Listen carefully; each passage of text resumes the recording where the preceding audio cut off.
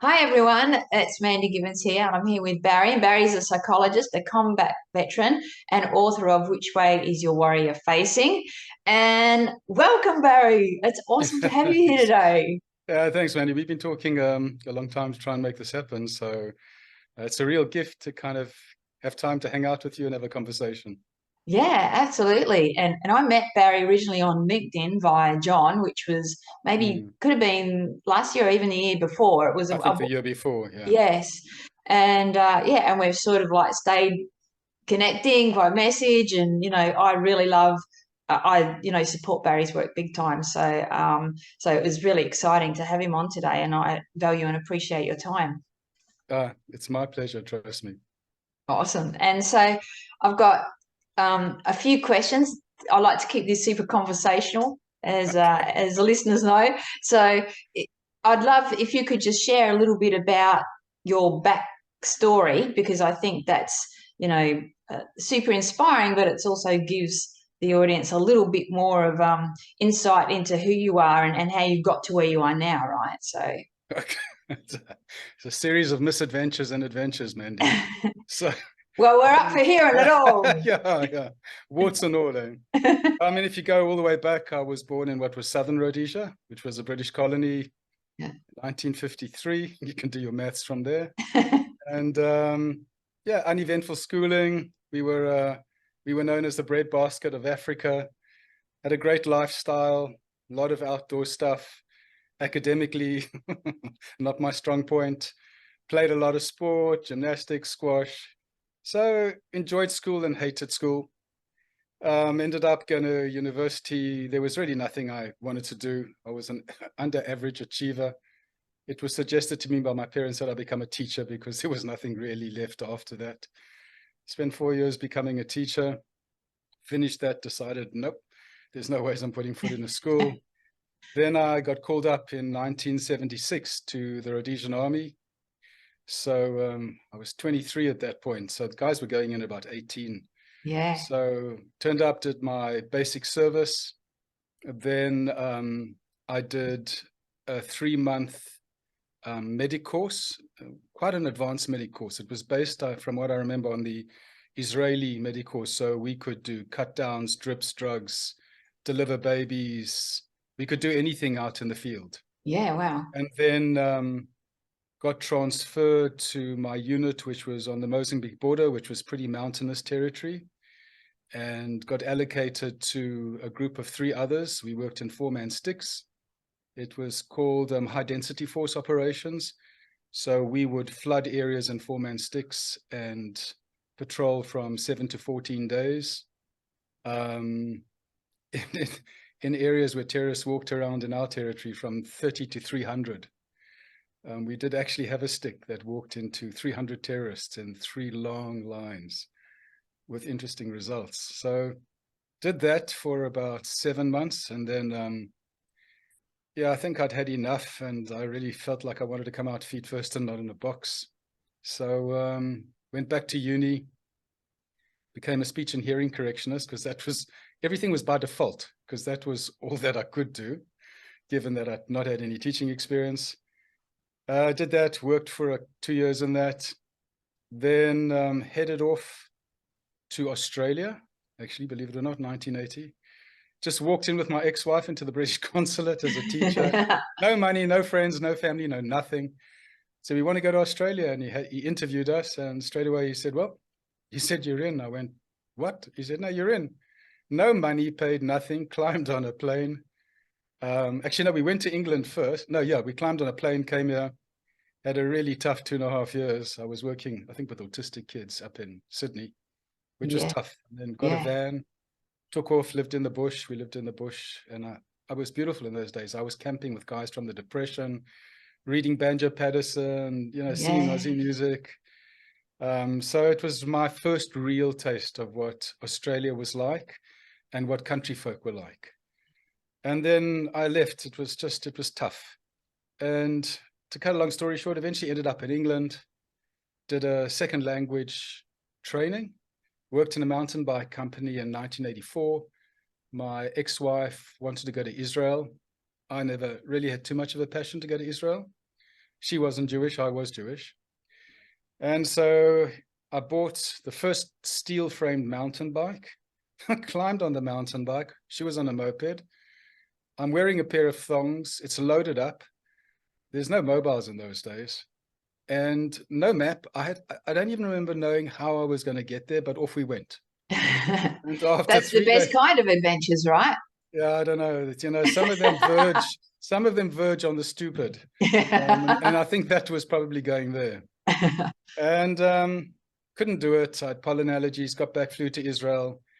5 of us started the British Council English Language Center and ran that. We developed it from the ground up for 4 years. Wow. But then the biggest thing for me was in Israel, I really got into running. Yeah. Started running marathons, did some beautiful half marathons in the desert, took my mountain bike, a group of us cycled through the desert from Tel Aviv to Eilat, which was about 370 odd Ks we did in 2 days, and it was just absolute fun. Eventually meandered my way back to South Africa, still lost, don't want to teach anymore. Went back to my old university. I didn't know what to do.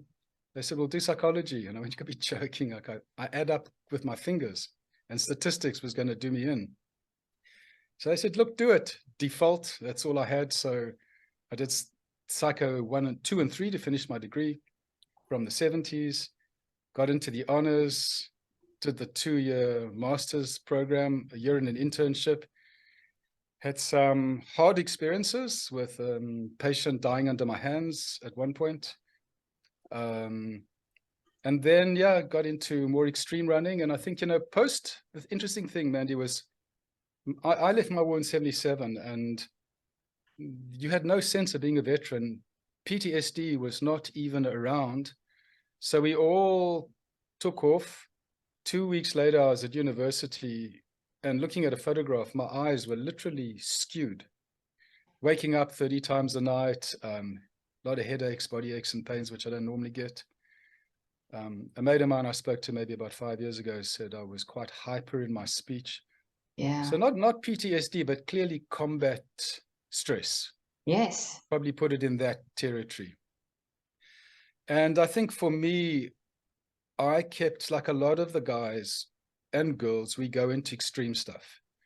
So then I just kept pushing the running, and I got into ultra marathon running and did 2 in South Africa. One was, I think it was 64 Ks, 32 up, 32 down.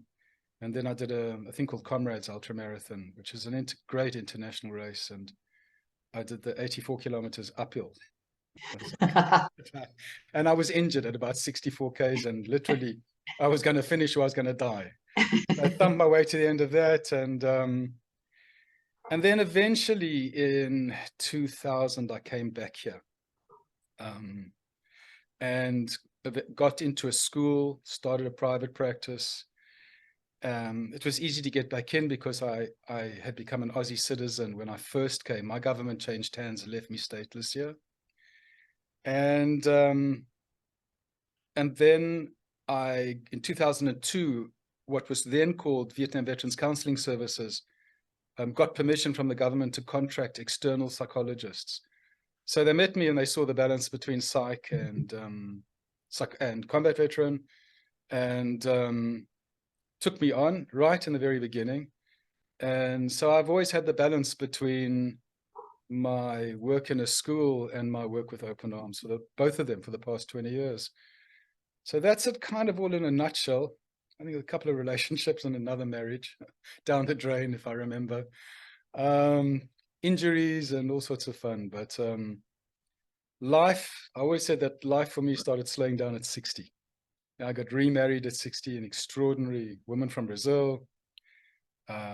Life stabilized. I couldn't run that far anymore, which I think was a good thing. About 2-3 years ago, I was running like in extreme heat. And at my age, that was like the mountain biking. That was stupid. And eventually took myself out of running with a severe injury. So life has slowed me down. It's taught me that sometimes you can't run ahead of what you're trying to not deal with, that there are other ways to do it, and that you can still have adventures, but you have to learn to pace yourself. So it's been an extraordinary journey, some of which I'm not sure I would repeat, But here I am now, having had the gift of my work with veterans for 20 years and learning from them. You know, it was never one way. I realized that even my training, I didn't know enough. I was one of those psychodynamically trained clinicians. Yeah. So I was great at having relationships, but I could see with the guys that I was missing something. And it was the Vietnam boys in the early days. And their war and my war were very similar. We cross over. And so it began a long journey looking at the brain, body-based modalities, but then slowly learning that there was so much wisdom in the territory of veterans that wasn't being drawn on and used in healing with veterans. Yeah. And we can talk more about that later if you wish. And so I've developed a way of talking to the guys, or in this case, really my brothers. Yes. Guys I love deeply. And in the mix between us, I found this language that was completely from operational territory up, not evidence-based down, but what they know, and then showing them what they know and who they are can be put into place when they make transitional journeys. So it empowers them immediately to know that they have these skill sets. And it's kind of my whole approach is like, as military, we have this whole thing that we never leave anyone behind. So my prime thing with a folk are, well, don't leave yourself behind. So you have to learn, because we neglect ourselves when we hit trauma. So my whole goal was, we've got a mission. The first one is to go back and get yourself and bring back the positive qualities and heal the wounds. Then combine the positive qualities with a civilian. And then you've got an extraordinary human being with values and attributes that are short on the ground in this age. Yeah. So, you know, the therapy is not, I wouldn't call it therapy. It's a journey we go on where we refine who we are and how we take that into our present. And it's not about getting hooked on who you were. It's not about holding on to identity. It's holding on to values and attributes and strengths. So it's like a song, you know. And then the book, when I wrote that, my thing was, what is the song I'm going to leave behind when I'm no longer in this body, or when I need to really slow down and maybe give myself a break, which I'm kind of getting close to. And so that book was really my song. Yeah. And it was a song to help clinicians to learn how to do it better, you know, to think beyond the academics into understanding and almost becoming a culturalized to these extraordinary men and women. And also it functions as a healing process in the book with journaling. I always say, if you partake in the journaling sections in the book, my book becomes your book.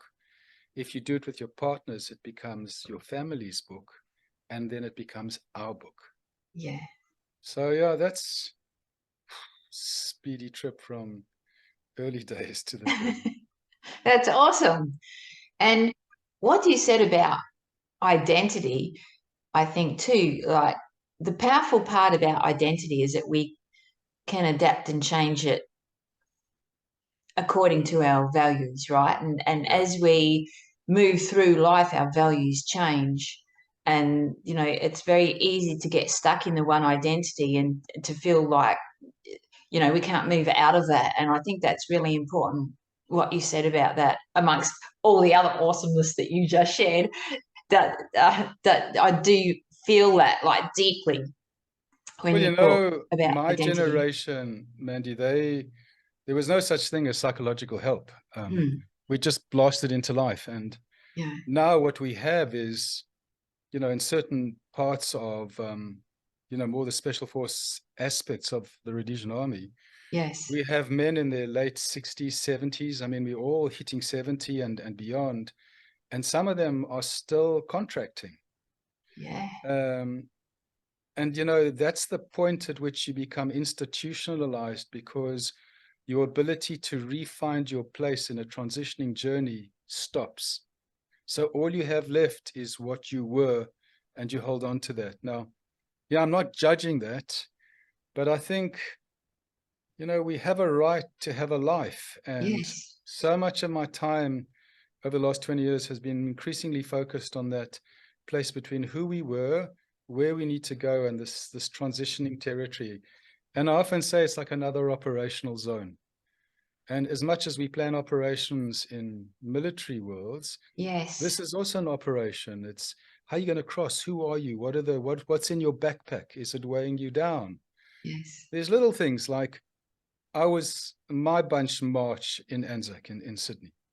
And when I was marching with them, I remember standing there and seeing our special air service, a couple of special air services guys, really the Selous Scouts, which were a reconnaissance unit, and the commandos, and feeling quite inadequate because they did a lot of the cross-border stuff and had some horrifying, I mean, they were having like 5 contacts a day being dropped in from 500 feet on a chopper. And I felt incredibly inadequate. And slowly I started asking folk, how do you feel about marching in Anzac? How do you feel about wearing your medals? And increasingly I started tracking shame about not being good enough. And, I know a Navy SEAL quite well, and they talked about not feeling good enough. And so my thing is, where does shame stop? It's not just the guy in admin, but it can go all the way up to tier 1 operators, because you make judgments based on a measurement of what defines a warrior. And it was only when a captain from my war said to me, because I talked to him about this, and he said, the very fact that you put foot in territory, whether you're in an administrative role or whatever, the fact that you put on uniform, you've already earned the right. And it's learning how to settle the shame, because that shame, more than anything, erodes it. And it's the one thing that we don't like to talk about, the not feeling good. So there's those little things that, as I realized I was experiencing them, I wondered whether other people were experiencing them. So slowly, I've tangled out the complex kind of transitional stories and songs that get interwoven that can easily sabotage somebody from the freedom to live an amazing life and not have to go down the rabbit hole and wake up one day and go, I just don't want to live anymore. Yeah. There's enough of a battle out there when you come out finding work, not the whole world's not waiting for you. Getting your entitlements. We know that those are major triggers and challenging issues that can keep people on edges for years. Yes. But they're things that you can take control of. And so it means I often say, even it's things like well-being, and I'll talk about, I have a whole thing around pull-throughs, and I can explain that to you. But that if you, in the military, we look after our weapon, and there are various things that we do. And we do it every day. Now, our bodies are a weapon. The physical aspect of fitness and sleep, and the internal aspect, which is when you clean the barrel of a weapon, and you need both. And so often with the guys, I'm first starting off like, we've got to find pull-throughs here. 20 minutes a day. And why? Because the minute you do your 20 minutes, you go from the back seat of your vehicle into the front seat. You're still driving through a dust storm, but you're in control. Yes. It's not so much around the psychobabble around your trauma and your anxiety and measuring it. It's like, let's get you in the front seat. Yes. Because once you're navigating in the front seat, and once you know where you are in the territory, you're more empowered to do the hard work. So there's simple things. It's all discipline, learning to tolerate levels of discomfort. I always tell guys, you need to find some kind of discomfort every day. When I could no longer run long distances, I came across Wim Hof, and I started his breathing. Yeah. And then I thought, oh yeah, I'm going cold water here. Eh? And I thought, okay. So I've done 2.5 years. I haven't had a hot shower in 2.5 years. And I love it in winter because I look at that shower and I go, And as I hit it, it's like I can turn on my internal core now. So it's cold and then warm. Yes. But it's discomfort, and so between change, there's a place of resistance. There's a place where there's fear, there's avoidance. Now, that level of discomfort, we need to find little aspects, little bites every day. It could be getting up to do the post, having a shower, making your bed. But as we condition ourselves to becoming comfortable with discomfort, we're ready to start doing bigger and bigger change. So there's all this practical stuff. Yes. It's like an operational plan we're going on. Yeah. Yeah, Uh, that it's makes it's absolute sense.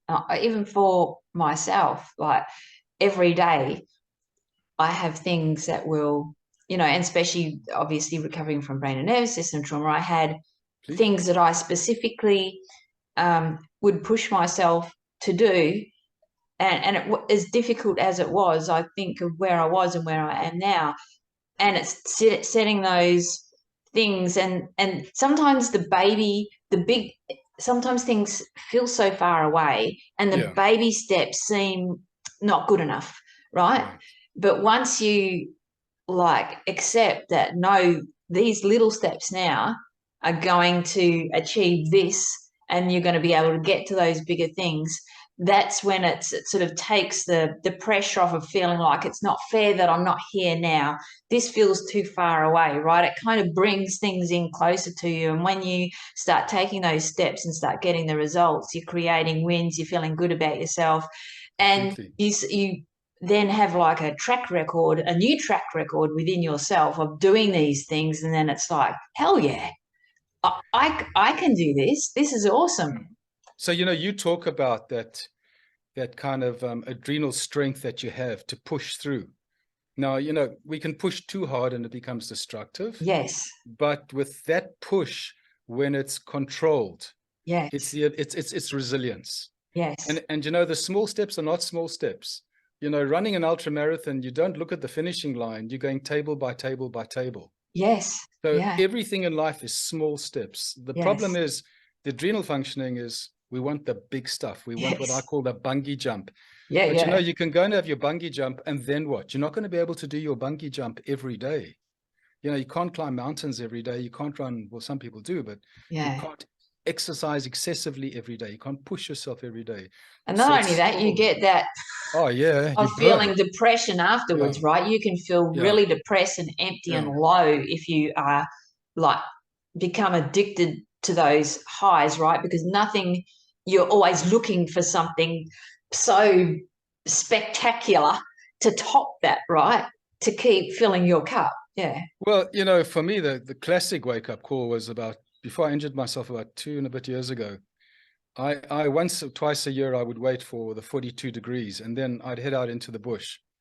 And I'd head out, and it was just like this oven. And my wife would look at me like I was nuts, and I was just like, I can't wait. It's like this communion between me and this fire. Yeah. And yeah, I got back from a run, and my heartbeat was like 200 a minute. I Yeah. mean, there were definitely moments I was on the edge of heat exhaustion, heat Yeah. stroke.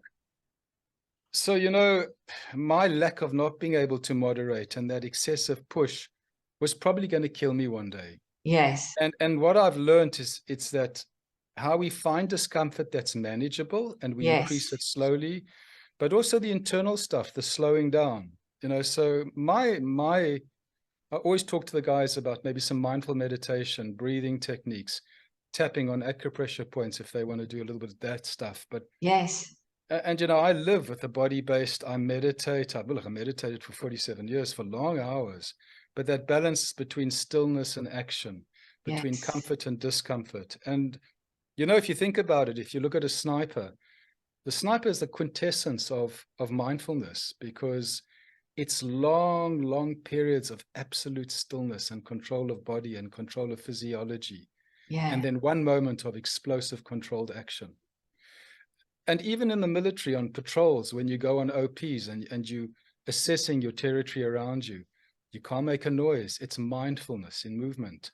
So Yes. mindfulness is part of the warrior spirit. Yes. But unfortunately, I think we've lost a lot of it in pursuit of the physical excesses. Yes. And we need to combine both. You need to have, Yes. it's like when you're firing a weapon, the aiming is stillness, the pulling the trigger is action. And it's Yes. same with healing. We need stillness combined with action. And it's Yes. almost like, if you think about it, to leap up, you've got to push down. So you've got to Yes. push into yourself to be able to move outside of yourself. Yes. So it's getting all of those balances Yes. in place, and all the wisdom is already inherent in what guys are taught. You don't Yes. have to teach anything new. You just have to teach them to use it in the Yes. present moment. Yes. Yeah. And it's like, I resonate with absolutely everything that you're saying. Like, I'm like, ting, ting, ting. Like, it just, I get it because of what I've been through, right? Like, it Yeah. just, it makes sense. And it was in, and it is when you're pumped on adrenaline or when you're in overwhelm all the time, it's difficult to see that, right? To even to, you go through that challenge of calming yourself down so that then you can Yeah. Yeah. actually grasp what you're Correct. saying and Yeah. that Correct. concept, because it is, well, one, you don't have creativity, but it's just, but you do find that, like, when you're trying to reel yourself back, the default you, if it's used to being ramped right up, will pull you out and say, no, don't go there. That's weak to be calm. No, no, no, you have to keep pushing through. You've got to keep doing this. And so you have this internal fight like going on within yourself. And so one of the greatest gifts that I found, for myself was using neuroplasticity based audio tools to just like quieten the body, Yeah. right? Spot on. Spot on. And because it gave me something to focus on, right? Correct. Because when your mind's going a million miles an hour and someone says, oh, just empty your mind, you're like, going, what the hell? Like, I don't think so. How? No. And so if you have something that talks you through a process that you can actually focus on, that can bring your body right down to calm mode, then you've got a lot more clarity, and you can find, like the other day, I set myself a patience challenge, right? Because I used to be, because I'm always setting myself challenges, but I just thought, well, because I used to be such a bull at a gate, and I Yeah. kind of am in a different way now, but like all the edges of the garden needed to be done, like, and I just thought, normally what I would have done is just like, rah, just tore it all up like a maniac and just, Yeah. like, and I used the little secateurs Okay. and I did the whole garden by hand. And Yep. I took pictures of it. I showed some of my veteran mates and they said, that would have killed us. We could never have done that. But I did it and I excelled at it and I felt super grounded by the time I'd finished it. I just relaxed into it, right? And I thought, oh, I'm going to enjoy this. Mm. It's going to look great when I finished. Correct. I'm not going to make myself do it the way I used to do it because I know that I don't want to go back into that default mode, right? And I was super proud of myself. Took longer than what it normally would, right? But I did it, and yeah, I even celebrated, took photos of it, and thought, yeah, I won that one. But patience and mindfulness, bringing the body down to calm, has Yeah. been probably one of the greatest gifts that has taken place through this recovery. And so Yeah. I don't want to go through it again, but I'm so, so grateful for it. And so Yeah. I feel Perfect. what you're saying, right, when you're talking about this big time. Yeah. Well, look, if you translate it into military terms, if a guy says, "Oh man, I can't keep still," I Yeah, go, "Hang on a second. On operations, what did you do with your weapon? Do you ever stop and clean it?" yeah, And he goes, "Yeah, of course." I go, "How often?" He goes, "Well, at least once a day." So I said, "Okay, so when you're stripping the working parts and oiling them, that's a kind of quiet activity, isn't it? You're just yeah, sitting, you're pulling things apart." I said, "Is that action or is that like stillness?" And they go, "Yeah, it's pretty much stillness. You're just focusing and cleaning." yeah, And then I go, "So you need to have stillness to be able to create a weapon that's efficient, and your body is your weapon." I then go, "So now you've done your working parts, and your working parts are how it translates into non-military languages. Are you exercising? What's your nutrition like? What's your sleep like?" Those are the working parts, the oiling of it. Then if that's all you're doing, then your barrel is accumulating residue, because it does. Every time you fire around, it gets dirty, it's exposed to climate, it gets wet. So if you don't clean your barrel and you don't oil your working parts, there yeah, are three things in the military that's going to happen. The first thing is you can get an accidental discharge. You're walking around, bang, your weapon goes off. So an accidental discharge is an uncontrollable burst of anger. Yes. Yeah, and you're going to get angry if you're not cleaning your working parts, and if you're not Yes. sticking a weighted lead piece down your barrel with an oily rag and just pulling it through. The second thing that's going to happen is you have a stoppage where the round just gets in the barrel, and then you fire another one, and it's not a pretty sight. Yes. Stoppage Yeah. is depression. It's anxiety. It's that which literally stops you from functioning. And the third thing that's going to happen is what we call as a runaway gun. And that is when a weapon just starts firing off on its own. It's like, I saw a guy with a MAG, a machine gun, and this thing just went, and he was going, oh, what do I do? And that's when the individual is completely out of control. Yes. So you can apply the same understandings to when you're not balancing out your lifestyle, both externally and internally, those three things are going to happen. Yes. And so with the military folk, you're going, well, you're going to have a stoppage, a runaway gun, or stage, a runaway gun. Oh God, I've lost the third one. But you'll have one of those three.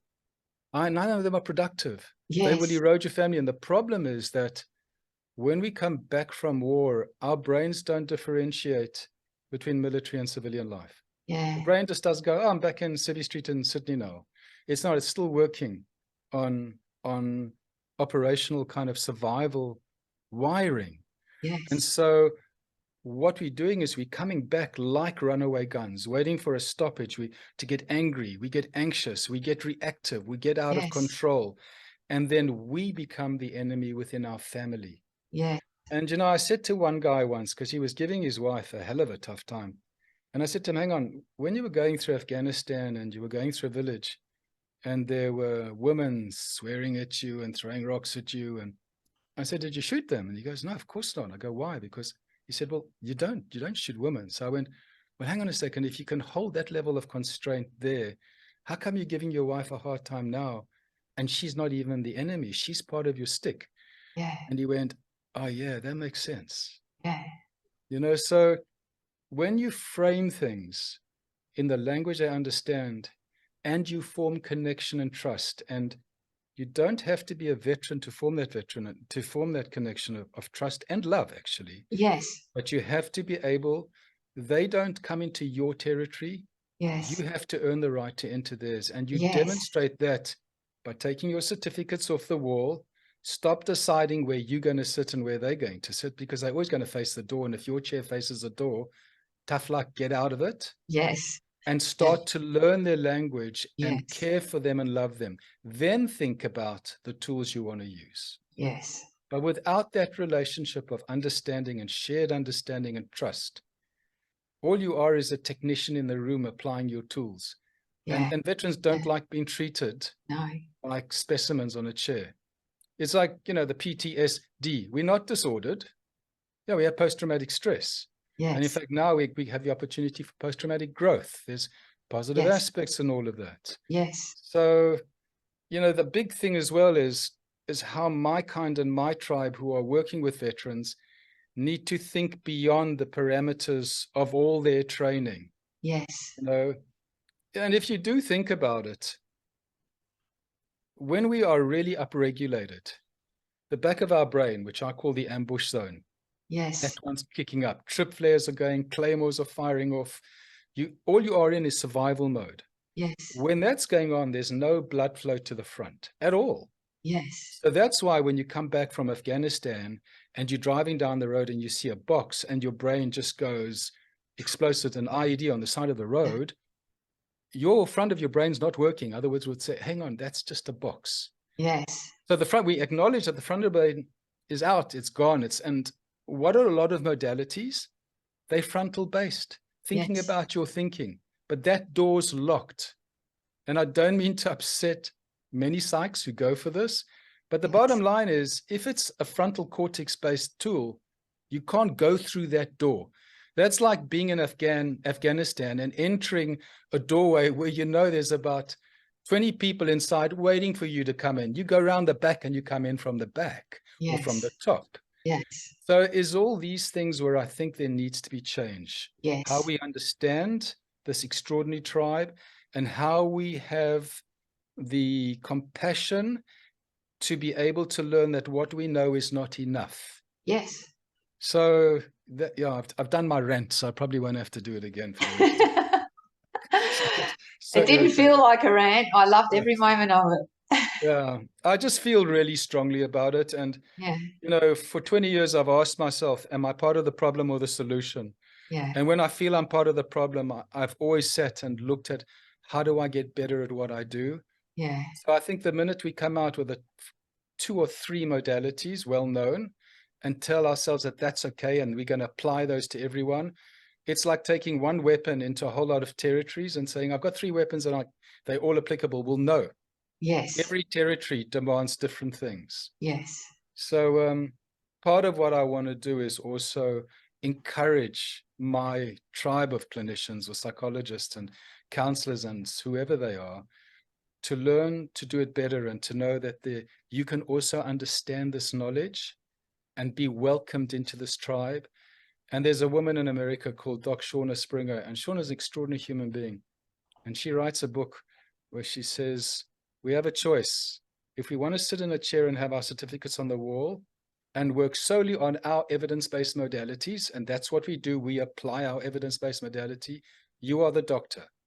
Now, there's a place for doctors. But she said, if you really want to work with vets, you got to learn to be a doc. How do you learn to be a doc? You got to learn to gather trust.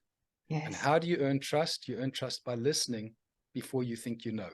Yes. So there's all of that I'd like to see more changes, because I've Yeah. seen it's not that we step out of boundaries, but, you know, if you're on operations, you don't just think you know the territory and what you need to take.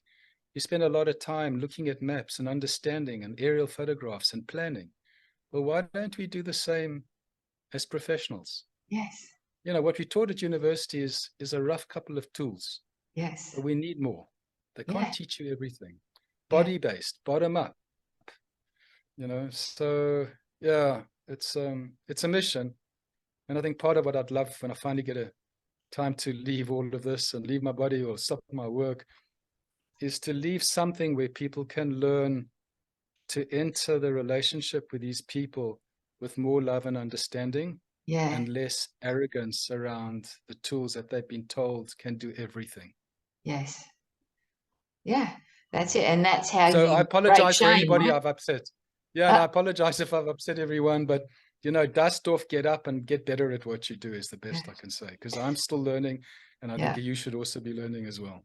Yeah. I 100% agree. And there's nothing that you said that should upset anyone, right? Because at the end of the day, we're all here for growth, but there's insights in that, right? There's insights in going about it in that way, both for yourself and for the person that you're supporting at the same time as well, right? And that's a Yeah. wonderful thing to be able to be adaptable to that, but also to be open to that, right? Yeah. Well, you know, Mandy, I mean, we're dealing with, you know, 20 odd people a day wherever in the world are choosing not to live. We're Yes. dealing with people that carry, and we all do, you know, when you scratch away the anger and the trauma underneath, I've learned over time, there's the most profound sense of grief in every Oh one of yeah. us. And, Yes. and you know, I can tell you personally, I don't like going there. We can No. be watching a movie on TV Yeah. and my wife watches me and she goes, you okay? And I go, yep.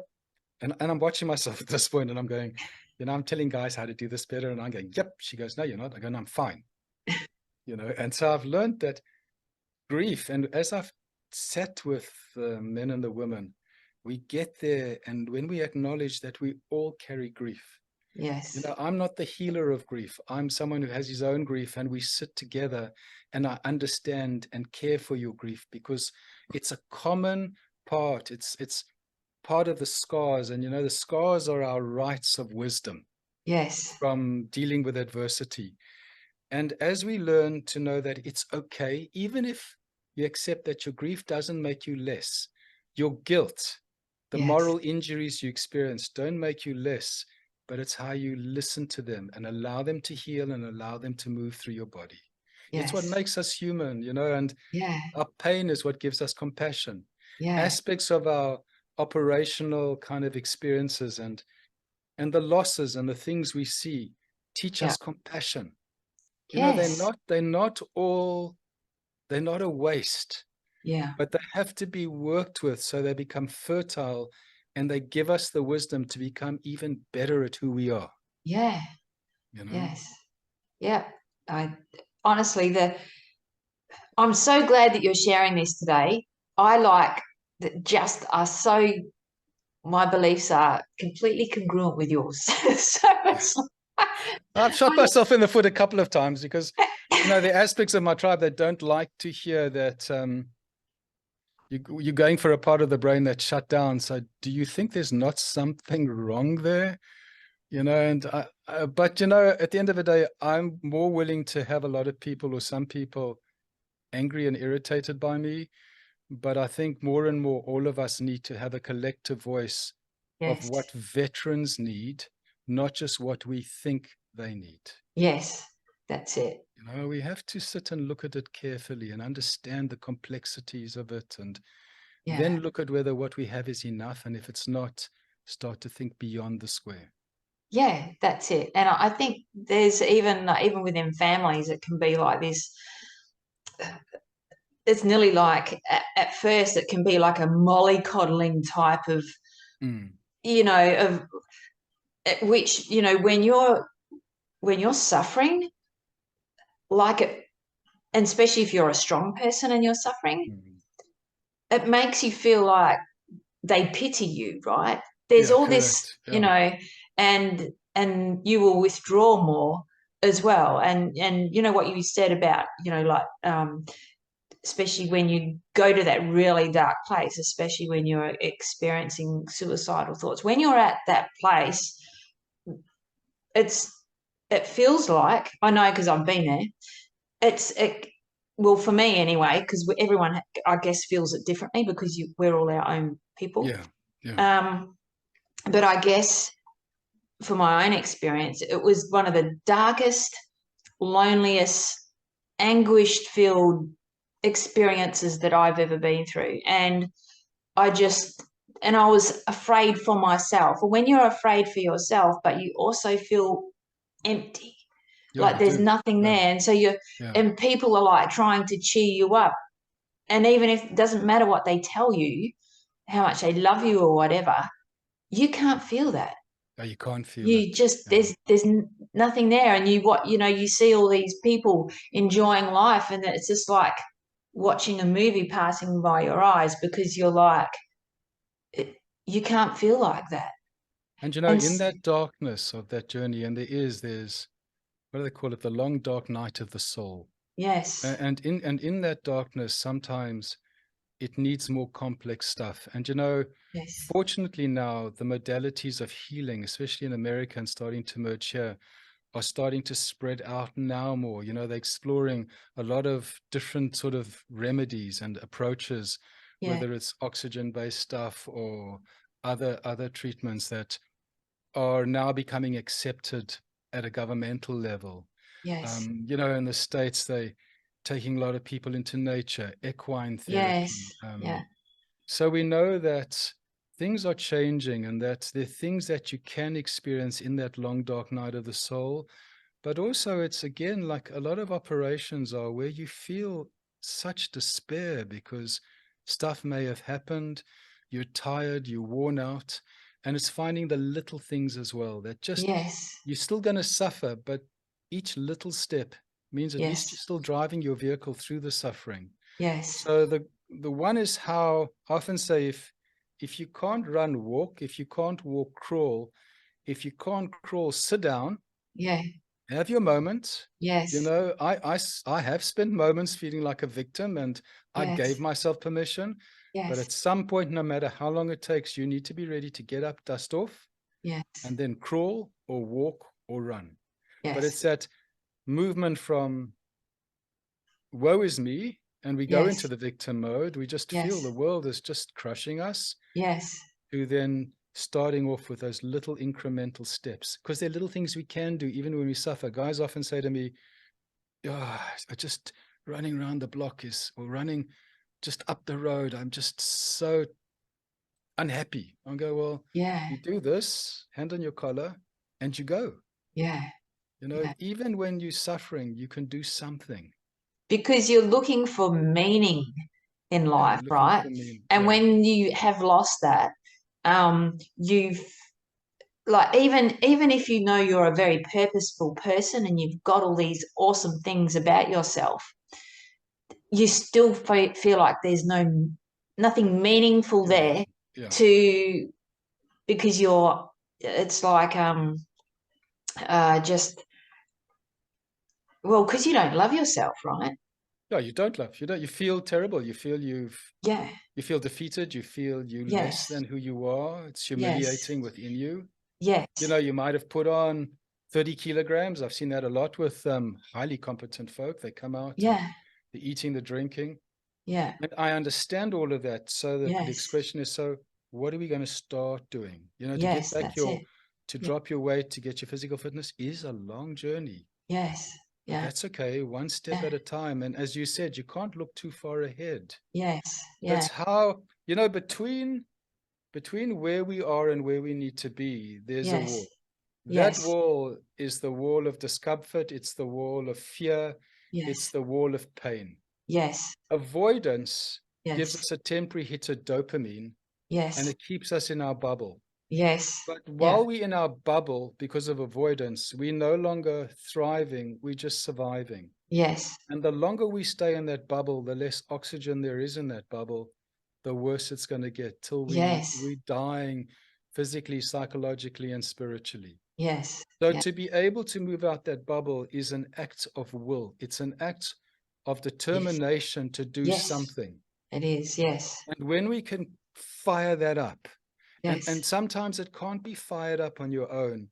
You Yes. need someone to walk through it with you. Yes. And Yeah. it's practical. You know, what are you gonna do? Yes. And I often say to folk, when you don't do it, cool, I'm not gonna get angry. Let's Yes. just sit down and look what got in the way. Then Yes.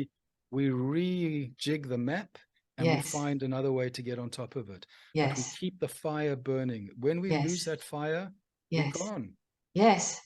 Yeah. That's it. I'm very fortunate that one, I still had the spark in me. Yeah, Like I had a fire in me that just was yearning, right? yeah, For yeah, like I can't even explain what it was, but I'm so grateful that I went through that many years ago because when I went after going through that and pulling myself through that because people were going, but you're still working out, but you're still doing this. And I said, I'm doing that because I'm trying to create my way out of this. You know what I mean? Because I don't yeah, want to quit on myself, even though I want to quit on myself. And I'm just like, it's confusing to explain it to someone, right? Who doesn't understand it. And so I was, and so I was grateful that I was able to move through that experience and fight my way out of it, but be accepting of it too. Because then when I went through recovering from brain and nervous system trauma, I knew what I had been through and what I could pull myself through. correct. And so I knew I could get through this. It made me very aware of how I was feeling as well. Because once you've been through that, you know those dark feelings, right? No, you do. You Yeah, can feel it, and it's yeah, like, I'm not going back there. And so it could have been easy for me to go back to that place, right? But what it did was it made me so aware, having that experience years beforehand, that um, I could recognize how I was feeling, and rather than being afraid of the darkness, I could be kinder to myself in that moment and just set some small steps for myself and just keep moving forward, right? But it was good because I was able to nip it in the bud before it got yeah, yeah, too yeah, far down the yeah. track or anything, right? Because and it does your awareness of that, and even just the slight little bit of feeling of that, you know it, right? You Yeah. do. And Yeah. so what you learned when you were in the long fires and the darkness You learned that there's a level of resilience that you won't lose your fire to survive. Yes. And when Yeah. you learn that, and we go, the dark spaces we go in and out of them till we die. You know, Yes. life's not always one big up. It's a Yes. mixture of what I call the death cycle and the life cycle. And often those death cycles are where there just things need to change. The Yes. picture we've been painting, we need to crack the edges of it because we need to go beyond it. Yes. And so our life cracks the framework that we feel safe in. And then we go, now what? But when we Yes. learn that, we just start to develop that trust that one, we Yes. can survive. It's a definition of resilience. Yes. And also, I think, certainly within the military tribe, we don't need to be alone. You Yes. know, there are so many tribes out there that we can reach out to, call Yes. a number, a 24-hour number. Everything in the military is about tribe. It's not Yes. about one. Yes. One is in Yeah. the service of all, up to the Yeah. level of you will sacrifice your life for the other. Yes. So it's quite important, I think, when we navigate out the military and we're trying to figure out our tribe, is still to maintain aspects of connection and Yes. know where you can go to kind of culturally understood support, whether it's with an Yes. ex-mate, it's with organizations that service veterans, it's 24-hour number, you can call it 2 a.m. You know, it's your old officer, but we need to connect out, Yes. because when we gather tribe is what allows us to survive the Yes. most profound adversity. It's so difficult on your own. Yes. Aloneness is a killer. Yeah. Yeah. Loneliness is very painful, Ooh. and it's just, and that's what it's loneliness that drags you deeper and darker, right? Into that. Well, you know, when the brain stops thriving, it starts dying. Yeah. And then, you know, to try and find meaning, it's when we start doing the crazy stuff that just pollutes our bodies and takes us into the most terrible places. And Yes. those temporary hits of dopamine through avoidance and Yes. substance misuse, it's like a pact with the devil. Yes. And you know, I really understand that for some people, none of this is easy. And Yes. some people, their pain is so profound that they wake up one day and they just had enough. I mean, there's a Yeah. tier one guy in America. Yeah, he wrote a beautiful book, and I mean, he was selecting SEAL Team 6 candidates, and he got to a point, and his book talks about resilience, but he got to a point where Yeah. he couldn't live anymore, Yeah. injuries and everything, and he took his Yeah. life. Yes. And I know that it's easy to talk about how all of us can survive, but for some people, the hurt and the pain is so great that I understand that Yes. some people get there. It's just at the moment, maybe too many people are not getting there. And we know that there's so many factors that Yes. are impacting on them that exacerbate. And Yes. those factors were resolved better at so Yes. many levels, Yes. then maybe not so many would. But, you know, we can do what you can, but sometimes Yeah. Yeah. somebody's going to wake up one day and go, I just can't cope with the pain and the hell anymore. Yeah. And I And it's not understand it. because they necessarily, it's it's not always that someone doesn't want to live. It's just they No. don't want to live with the pain, right? Don't want to Yeah. live with the pain, the grief, the Yeah. loss, the traumatic brain injuries, you know, the physical injuries Yeah. that are significant. Yes. And you know, seeing highly competent, you know, one first percentile of the first percentile warriors get Yes. to that point. You know, we're all vulnerable. Yes. But you know, vulnerability, Mandy, is a part of life. You don't Yes. have to be in the army. You can go through divorce, you can go through loss, you Yes. can have significant illnesses. You know, there's battles within our bodies and battles around us. So really the same principles of learning to operate effectively as a human being apply to civilian life and civilians as well. I think civilians can learn a lot from the Yes. tools. Yes, I You agree. know, and they Yeah. can learn whether you're going to, what do you do when you're in your ambush zone? How do you get to your OP where you can just assess and think? What are Yes. your pull through tools? You know, we reframe it in a language that's understandable. Yes. But there's so much learning that applies between the two territories that I hope, you know, I always say no veteran should have to come home to die. Yes. Um, Yes. and I Yeah. hope that as we learn more and as organizations learn to do it better, Yes. then we will not become part of that problem. Yes. And what will be left are the hells that people carry within them. But Yes. with the exciting modalities and healing body-based and nature-based modalities that are starting to arise, Yes. there's new opportunities for healing, because it's not so much about sharing your story at a cognitive level. It's living your healing in your body and Yes. allowing your body in appropriate environments to just release at a pace that feels safe. Yeah. So you don't And need to that's the drop thing, people right? in. Yeah, you don't have to drop somebody in the Yeah. ambush zone Yeah. to get them to heal their worst experience. I Yeah. want you to go back to the worst experience. Well, I understand that, but I Yeah. won't do that. No. These guys have already been through too many ambushes. Let's look at something that is more nurturing, caring, maybe slower.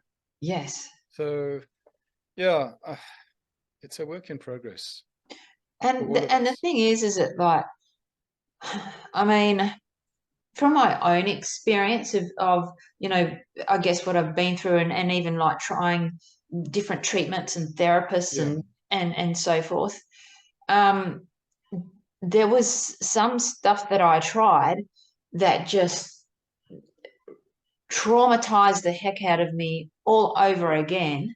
yeah, And just, it was awful. And I just remember thinking to myself, I thought this was going to help me. You know what I mean? And so and I could feel myself like just reeling back and thinking, am I not going to be able to heal myself? Am I not yeah, fixable? correct. Yeah, Right. correct. Yeah, And so, and yeah, and it was very much, it was neuroplasticity based audio tools and being able to calm down the body. yeah, yeah, That is what really like helped me through the whole brain nervous system trauma stuff, because it was like, it just gave me relief, right? I could just still the body down, and then it gave me some clarity so that I could make some decisions on what the next steps were.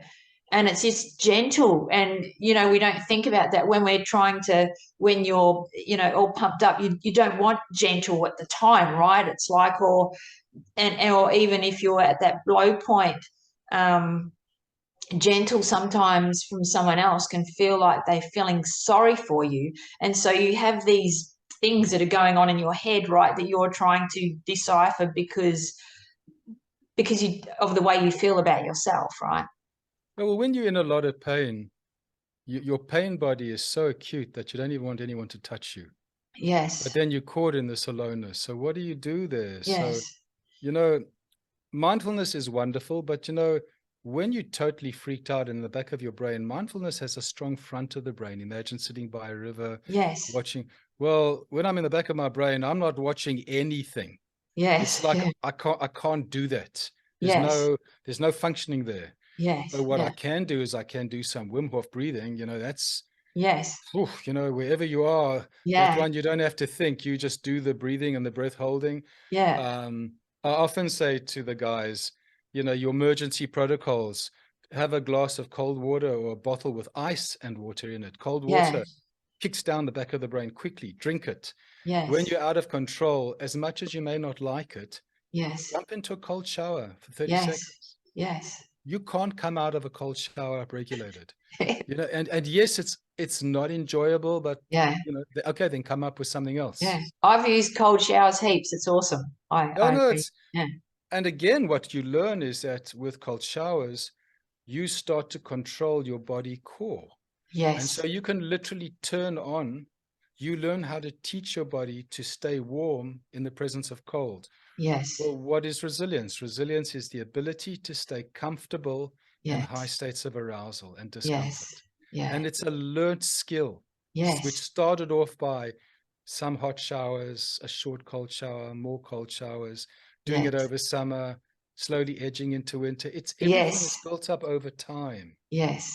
but everything hinges around incremental steps of discomfort. Yes. So avoidance, if you're stuck in avoidance, then you really need to get significant help, because Yes. until you can learn that you have the freedom, I often go, we think we're in a prison and the door's locked, but actually if you turn around and touch your back pocket, there's a key in it. Yes. You know, it's That's and in true. fact the door's open as well. You Yeah. just haven't figured Yeah. it. So Yeah. when we get people to that point, like I'm in a real bad place, Yeah. but I've got a key. Yeah. And then we look at, so what are the keys you've got? What are the tools? What are the weapons? What are the Yes.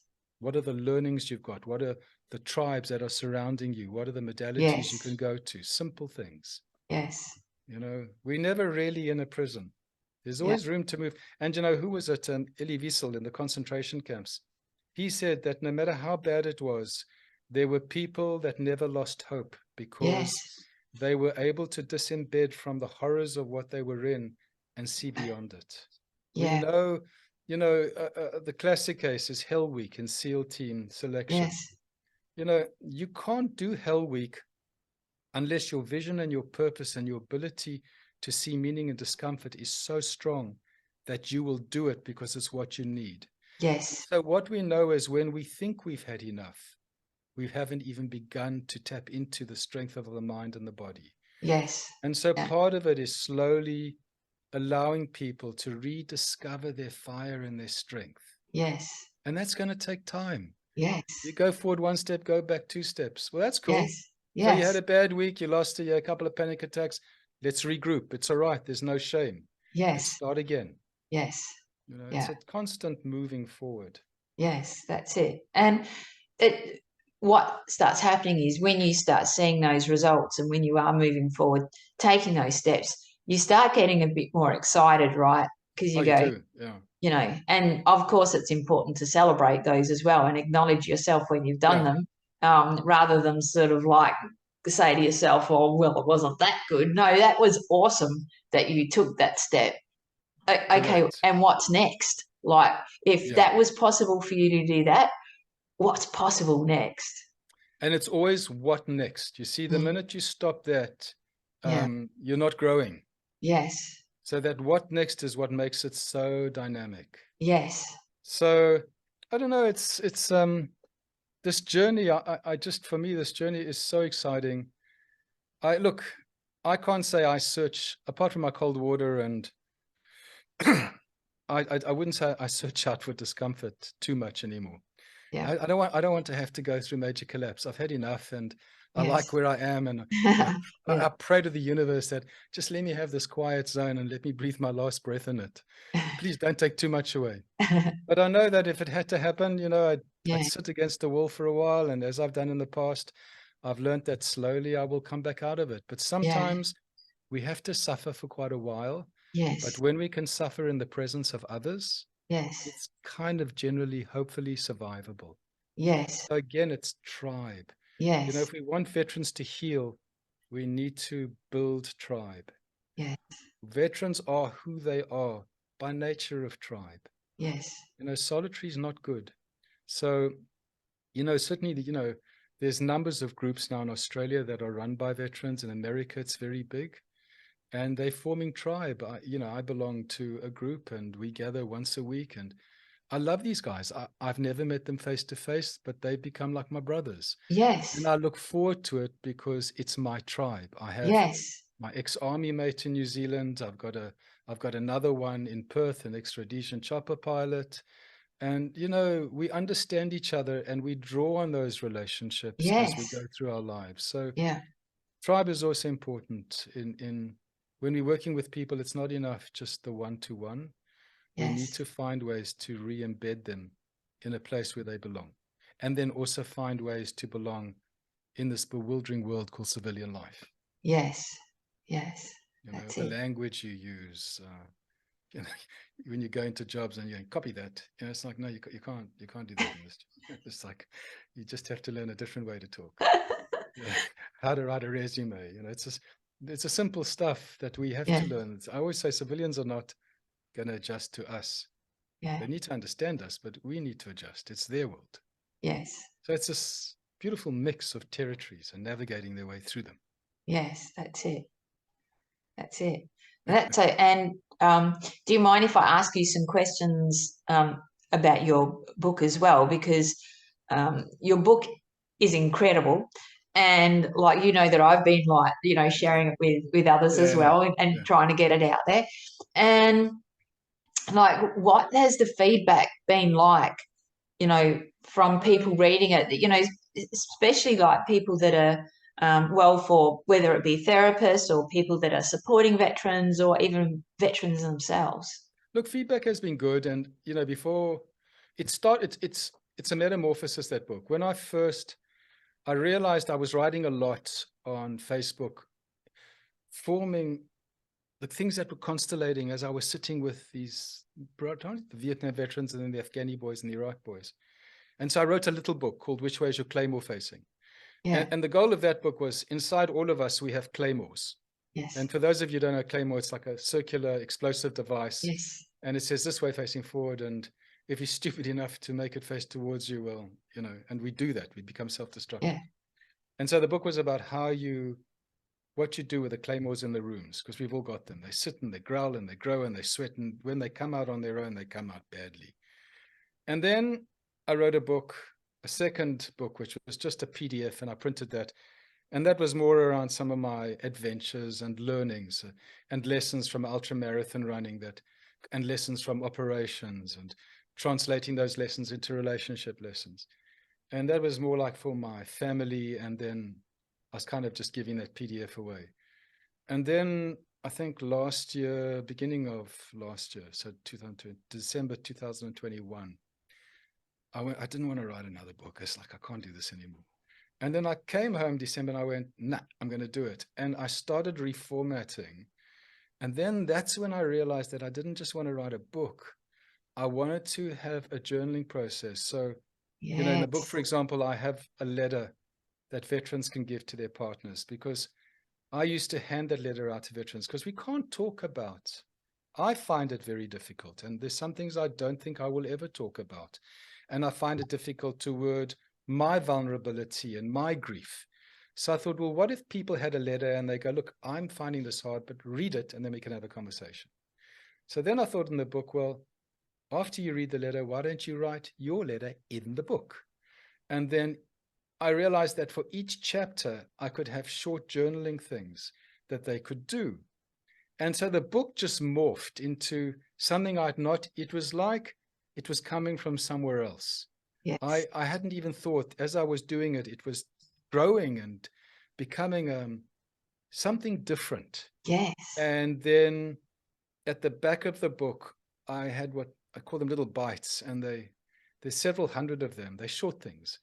And I thought, well, that would be great, because you can read one, find one, and that has meaning, and think about it for a few days.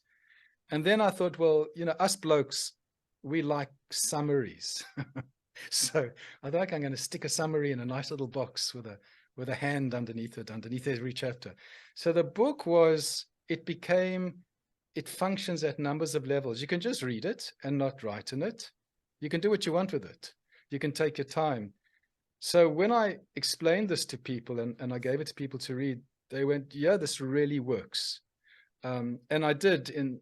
I gave it to numbers of people: a Navy SEAL, a Delta Force bloke, a counterintelligence person, all in America, and one of ex-commanding officer of a special force unit in Australia. And they really liked it. It's a different book because it's not a smart psychological book. Yes. Is it getting out there? Yes, no. But the thing is, you know, I gave birth to it, and it's like, you know, give birth to kids and afterwards they got to get into the world. So I kind of put it out, and I'd rather put my energy into the people I'm working with and things I can do like this. And hopefully in time, as it's like you want to change a forest one leaf at a time. So one conversation at a time. Get the ebook out, because guys can have that ebook. And slowly I think things may change. Yes. But I'm not invested in whether it changes or not. This Yeah. is just 20 years of learning as a man, a husband, a father, a combat veteran, a psychologist, and Yes. being taught by the most wonderful people that I've sat Yes. with. And this book is a product of all those stories. Yes. I don't know what's going to happen with it. And to tell the truth, I'm not particularly driven. Yeah. It will do what it needs to do. There Yeah. might come a time where I don't really put it out there a lot anymore. It will have its journey and it will either disappear or not. But when I die, I've left my song behind. Yes. And in that, I've already got peace. But I love to have conversations. I think when we lose time to have conversations with each other, we forget who we are.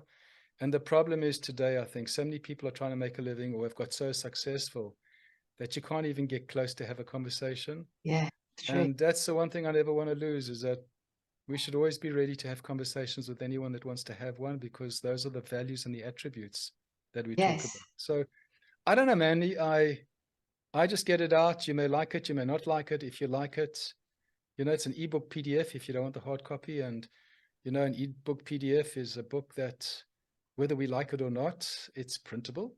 And Yeah. I can't say too much more than that. But and I'm not invested in that. It's like, there's a book. If you want to go buy the damn book, go ahead. But there's a PDF, and Yeah. you can do what you want with your PDF. That's it. Well, I've shared it around, and I've got a to-do list of other places that I want to share Yeah. it with as well. So, which I haven't even told you about yet, but I'm Okay. sort of like, because when things pop into my mind, I just like write it down and think, oh, that could be a good place to share it with, and yeah, and it's usually when you're not expecting the thought to pop into your head. That's why I use audio on my mobile phone a lot with Yeah. things like that. I just record it in there so I don't forget it. And I go, good, no, I don't have to worry about writing that down now. Yeah. Well, I want to say thanks really for helping. And I also want to say, look, I just deactivated Facebook because it was like taking, even the little bit of time I was giving it was too much time. But Yes, I'm on LinkedIn, yes, and all you have to do is message me on LinkedIn, and we yes, will talk about what you can do with the book. yes, Um, yes. That's it. I was just and about to say, like, how do people contact you? And I was going to say well, phone. there's LinkedIn, and there's Yes, also it's the email, which is Barry J, and then Zworestine. So it's BARRY, then a J for Juliet, and ZWORESTINE @gmail.com. And you can just put that at the end of it. yes, And if there are organizations that are interested but want to have a talk, just tell me. I'll make time. My week's a bit hectic between my veteran work and my school, but yeah, there's always time to go on Zoom and just talk and share. yeah, It's not even about the book. It's, as I'm done today, I'm happy to run through and even talk to people in your team yes, about my understanding. And it's not the only way. It's yes, my way, which was born out of my experiences. yes, But I love the interaction, and I love the fact that we can all talk and learn from each other. yes, So yeah, anybody can contact me. I'm yes. never that busy, and when I do get that busy, then I need to readdress my values. So Yeah, no, that's good. so Well, I want to say thanks, Mandy. Really, you've been an absolute gem and a great support. oh, well, I'm so grateful, and like I've been following your posts since we first Yeah, connected. I've been following your posts and just see what's been going on, and it's been in my mind that I would love to have you, on the show, yeah, because I love having conversations with people yeah, and getting their insights, because I also get to learn about myself. You get to, it's like a nice way of growing together, having a conversation, right? And so I get excited about it, and I was stoked that we got the chance to do this today. So, I value yeah. the time. Thank you. Well, Mandy, you've demonstrated that you're not a veteran, but you have a love of this tribe, and that is what gives you the ticket into the doorway, is your love. Yes, And that combined with your passion for things that work from your own learning, but it yes, all is grounded in the love and being able to come in there with an open heart and learn. And yes, in return, the wisdom you will get back will enhance your life. But yes, without love, without that presence of care, yes, doesn't matter what tool you've got. A monkey can use a tool, yes, but love is what creates the healing process. Then use yes, whatever tool you want. yes. So, 100%. I agree with you big time there. It is. any way that I can support veterans, I just adore them. I just and even like when we have conversations, I can feel what they're saying, right? I can feel it in here, and I'm so grateful that I get to have that conversation, right? Correct. That means Correct. a lot to me that I get to be, um, you know, a vault, and we get to share insights, kind of like Well, what we're doing let's now. let's Okay? let's start off by doing a couple of things, which is first of all, take the D for disordered out of the way you see a human being, because they're not Yes, disordered. yes, Secondly, they're not clients. Thirdly, they're yes, not patients. They yes, are human beings and extraordinary human beings. yes, So let's humanize the process and get real, yes, yeah, and then see what we can do. yes. That's it. That's it. Well, I don't have many clients that are veterans, but I have lots of friends that are, Yeah, and so and good. I, and so that's yeah, and I love hanging with them, and I have a lot of fun too with them as well. So Oh, yeah, they mean to spend time with her. Yeah, yeah, totally. Just demonic senses of humor, and they're loyal, and they are yeah, extraordinary men and women. And yeah, what beautiful humans is the best way. They, thousands, hundreds and hundreds that I've sat with over 20 years, yeah, they are brothers. They yes, really are. I mean, it's not that I go home or I break boundaries, but they're brothers. We are brothers yes, sitting together, but I'm sitting in service of their story, yeah, male or female. yeah, And just what a gift, you yes, know, to have had the opportunity to work for an extraordinary organization that yes, is doing wonderful things with this yes, wonderful tribe has yes, probably been one of the biggest gifts in my yeah, life. yeah. It really has. And do you want to mention anything about that organization on here? Yeah, look, Yeah, Open Arms has morphed from, early yeah, days of mm, Vietnam Veterans Counseling Services when we were all with the Vietnam boys. And yes, they really were the love of my life because they were my tribe very much. yeah, But to slowly understand and learn current warfare and the challenges of current warfare from the new bunch, yeah, and to be in an organization that really allows so much opportunity for them to receive healing. yes, It's not 10 sessions and goodbye. It's yes, an yeah, organization driven by compassion and care. yes, And I think generally people are vetted, and I think the people that do the service have a great care. But in any situation, in a school, you're going to get teachers that behave like monkeys, and you're going to get extraordinary teachers. So you may get somebody you bond with, you may get somebody you don't bond with. But yes, as an organization, it's compassion and it's willingness to give people the time to heal, yes, um, that I have seen over 20 years from the early days. yeah, I have a lot of respect for. And proof of that is that when veterans have come through, like an SAS guy may say, look, my mate said I must contact you. My response is, you need to go through open arms. yeah, I won't take people unless they come through open arms, because yes, I know they're embedded in an organization that looks after them on a number of levels. yes, So yeah, I'm very grateful to have been given that opportunity, and then to expand it into what I'm able to do overseas and in other informal settings, and sharing what I've learned as I continue to learn. yeah, And I know I do sometimes kick against some narrow-minded approaches. yeah, I'm not about open arms, but hey, if we're not going to kick against stuff sometimes and stretch into new stuff that's ethical and professional, well, we're never going to change, are we? And yeah, today we've talked about out of your comfort zone. So, yes, but yeah, it's a great organization, and I really do recommend them for any veterans listening. If they are struggling, just go call Open Arms. yes, I'm on my slowing down phase now after 20 years. I'm reducing my numbers, and I'll bring it down to a small number. But there are others out there, and many others, that are doing great work. yeah, So a good organization. Don't do it on your own. yes. That's it. That's fantastic. I'm so stoked you got to come on today. Well, thank you. Eh, Yeah, no, thank you. I should be thanking you for the opportunity, not the other way around.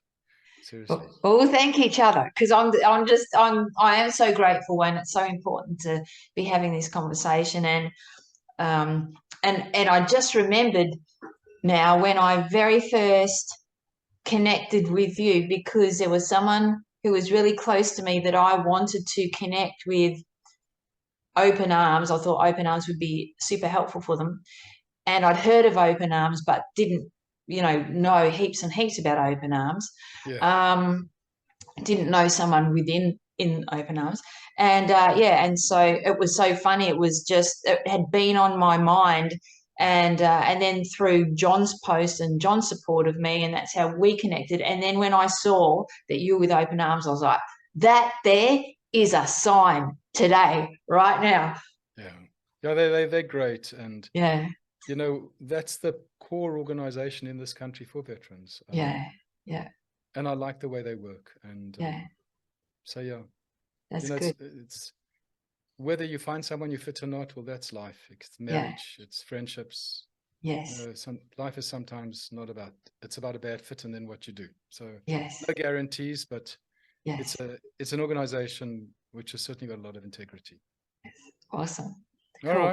All right. Well, we're going to wrap this up, because I know I promised time commitments on this, so because I want to make sure that because how many hours are you ahead? So we are 1658, 1700 here now. Yes. So I want to make sure that I'm sort of like not, running into your dinner time or whatever. So